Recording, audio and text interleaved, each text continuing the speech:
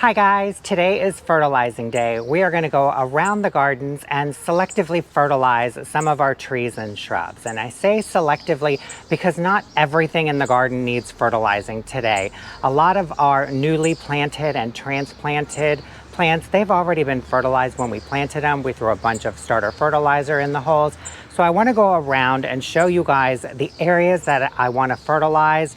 I'll walk through the process of fertilizing. I'll show you guys what I use, and then we'll just jump right into it. And then after that, I've got a little fig tree experiment that I want to get started. So things like the big blue containers and the berry beds, they don't need fertilizer right now. They've just been recently planted. I think the berry beds we did probably a month ago, and they've been loaded up with berry tone, soil acidifier. The containers have their slow release fertilizers.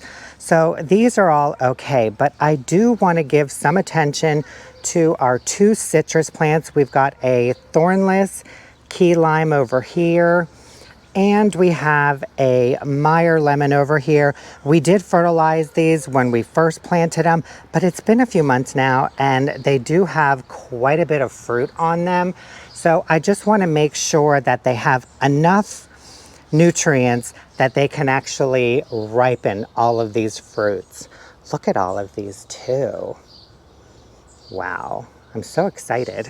The one thing to know about growing anything in containers is you need to stay on a pretty consistent fertilizing schedule, because unlike plants that grow in the ground where their root systems can stretch and search for nutrients, plants in containers can't do that. They're confined to their pots. So they rely on you for all of their watering and nutrition. So staying on a consistent fertilizing and watering schedule for container gardening is your best bet.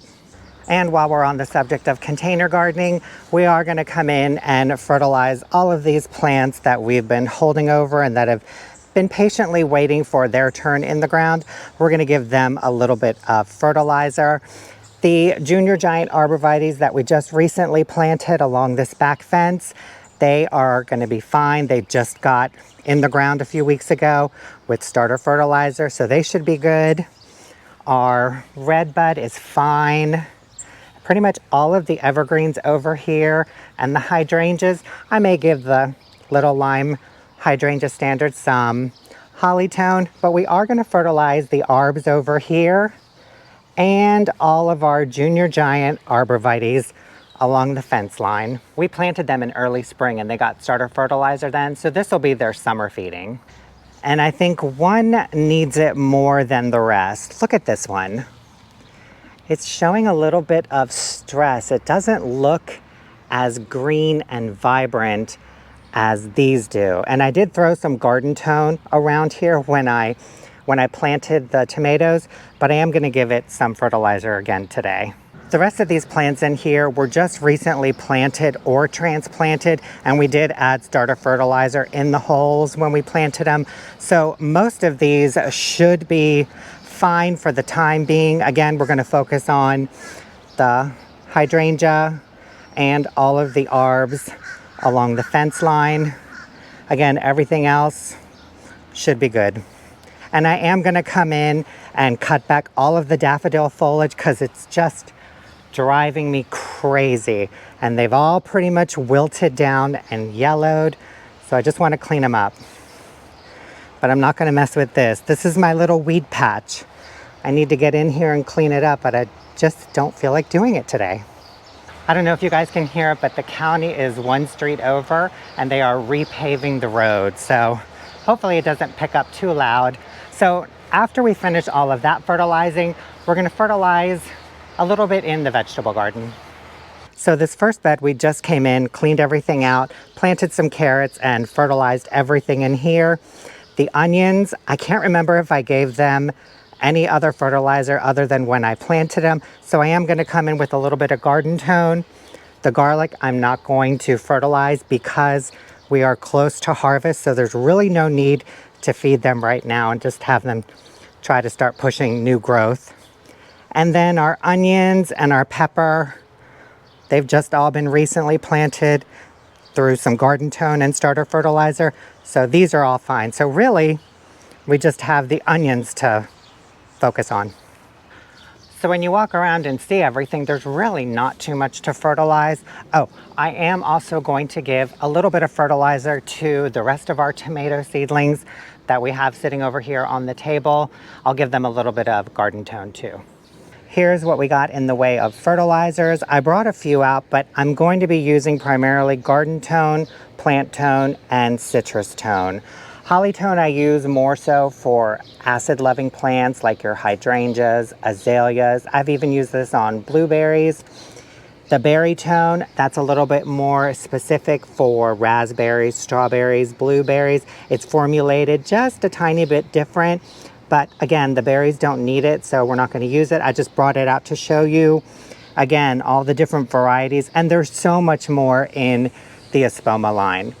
Right over in the back, we've got plant tone. This is what I primarily use most of the time, especially on boxwoods and arborvitaes, because they don't like it too acidic, and the holly tone can tend to be a little too acidic of a fertilizer for arborvitaes and boxwoods.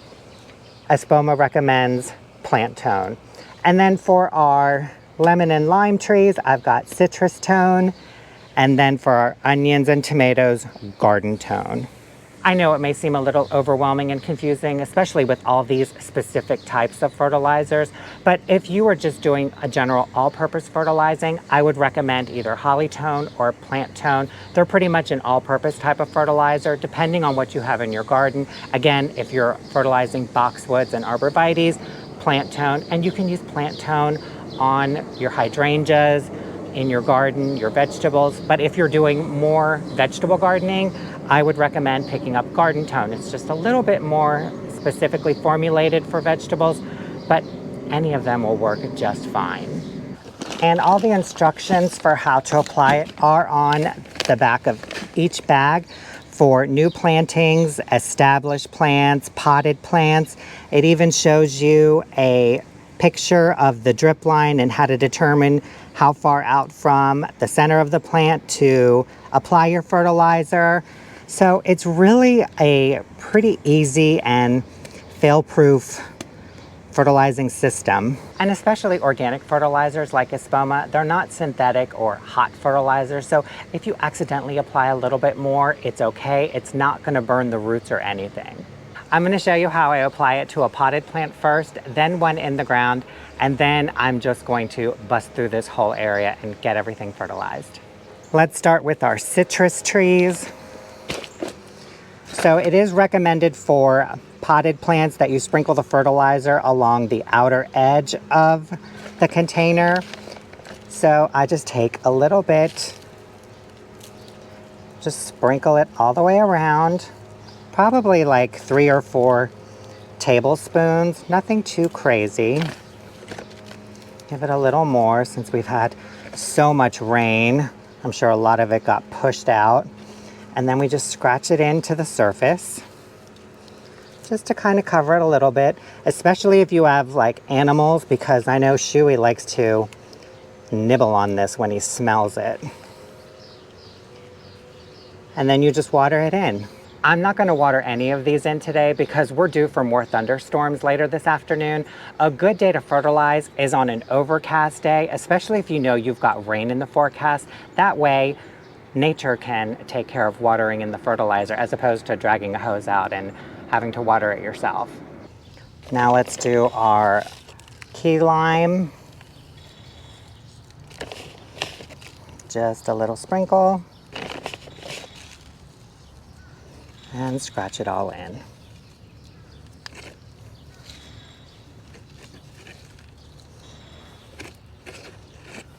There.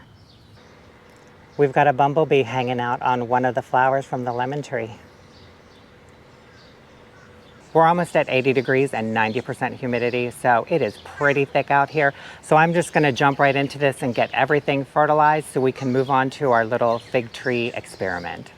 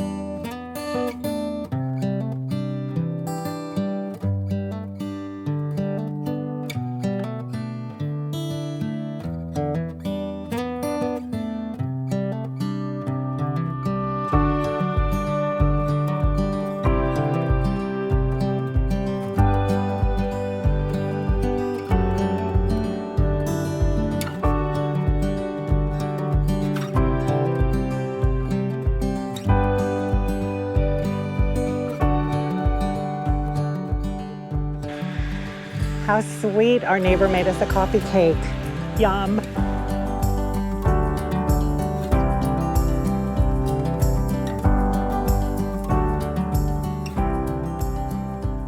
Now for something like the garlic where you know it's gonna be difficult to try to get it in between each one, I just kind of eyeball it. I just grab a handful and just sprinkle it all over as close to the soil as I can, like so.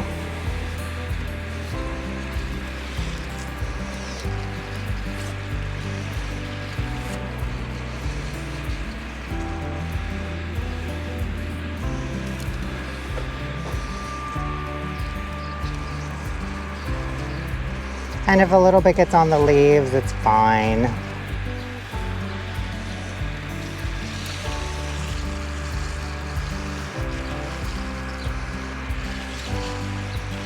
Sorry, I forgot I had my neck fan on. Onions are done.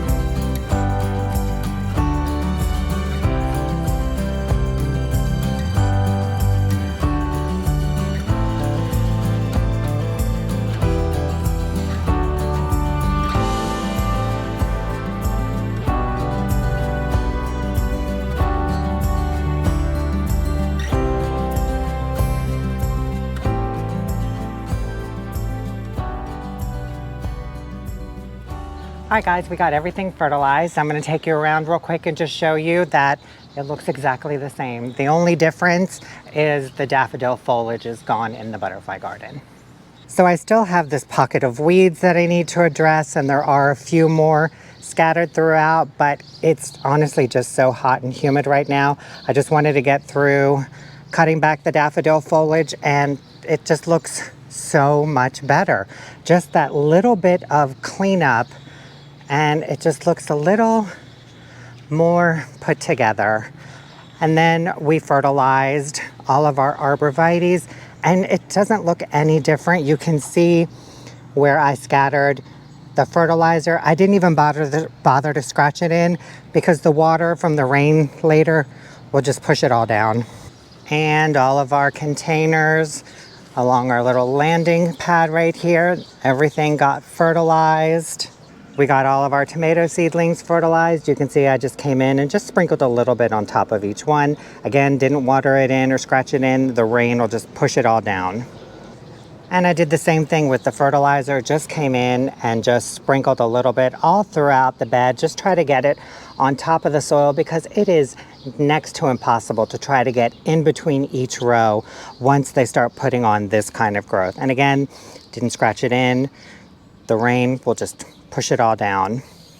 Okay, now that all of our fertilizing is done, we can move on to our little fig tree experiment. So this fig tree I've had in this container for a couple years now. I don't know exactly where in the landscape I would want to put this. So what I want to try is turning this into a single trunk tree. I'm going to remove one of these trunks, repot it in fresh soil. I've got some organic soil, some fertilizer, and I'm probably gonna have to tip the root ball just so I can get whichever trunk I keep straight up. And then I've got a garden stake and some plant ties, and I wanna train it into a single trunk fig tree because fig trees are notorious for sending up a lot of suckers and becoming multi-trunk trees. And we've had fig trees on this property my entire life, and they've all been multi-trunk, beautiful, heavy producers. But I want to try a little experiment and see if we can get this to become just a single trunk. So the first thing I need to do is pick which trunk is going to stay and which one I'm going to remove. Both of these are pretty soft wood. They haven't hardened up yet, but this one looks like it's got a little bit more of a curve, whereas this one is a little bit longer. It has a few bigger leaves on it, and I feel like I could if I were to turn it this way, I could stake it and straighten it completely upright. So I think I'm gonna keep this one, and then I'm just gonna take my pruners and come in close and remove this one. I know that was painful to watch, but I can cut this into 2 or 3 stems, put them in water, and propagate them and get 2 to 3 new trees. Now that we have our new leader, all that's left to do is get this potted up in some fresh soil and watered in. All right, let's take a look at this root ball. Oh my goodness. So it's not too heavily rooted in, but it does have a nice root system. The roots are white. Perfect. Definitely need some more soil.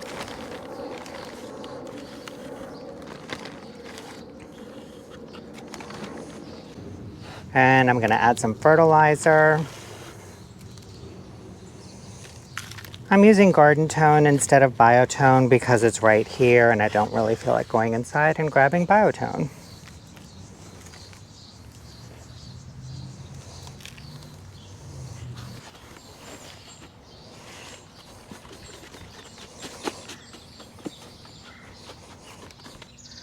I'm actually gonna have to break up some of this soil because I need to plant this root ball at an angle. And I totally forgot about that. So let's just remove some soil.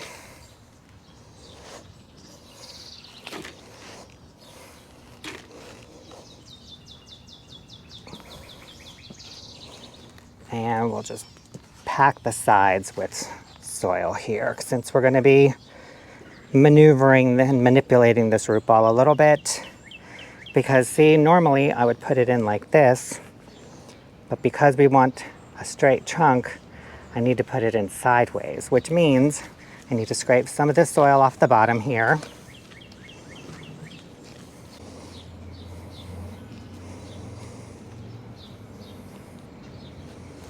And we're just gonna put it in at an angle. That's centered. Perfect. Now I'm gonna give it a little bit more fertilizer.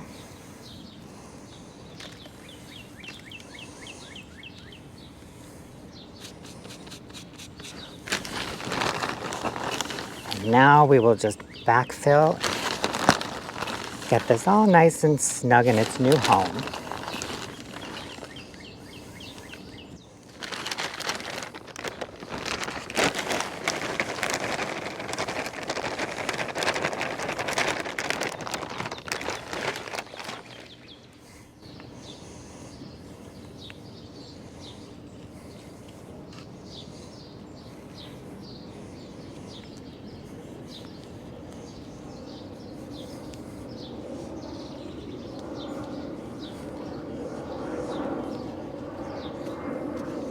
Goodness, you'd think we lived right next to an airport. So now I want to take my stake, put it straight down, then take a piece of plant tape and secure it to the stake. And now we have a straight trunk. Now I'm gonna place it before I water it in.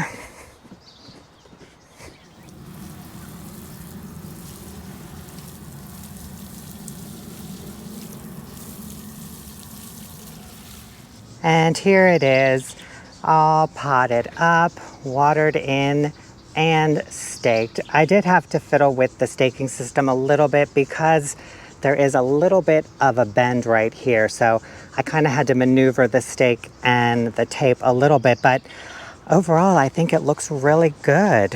I think all the way around, it's pretty straight. So I'm really excited to see this kind of settle in and grow. Again, I'm gonna have to keep my eye on any new suckers at the bottom because figs are notorious for sending out suckers, but Really happy with it. I'll keep you guys updated on its progress throughout the season. Once it puts on a little bit more size and growth, I actually do have a spot in mind for it, and that would be right in the front yard. I would love to remove that crepe myrtle and put a fig tree in, because while I do love the multi-trunk of the crepe myrtle, it just makes such a mess when it blooms, and I'd rather have a fig tree where I could just walk out our front porch and grab some fresh figs. And you guys, that is it for our video today. So glad I was able to get out here before the rain and get everything fertilized, and we took care of our fig tree experiment, which again, I will keep you posted on. Thank you guys so much for watching this video. I hope you enjoyed it. We'll see you in the next one. Bye.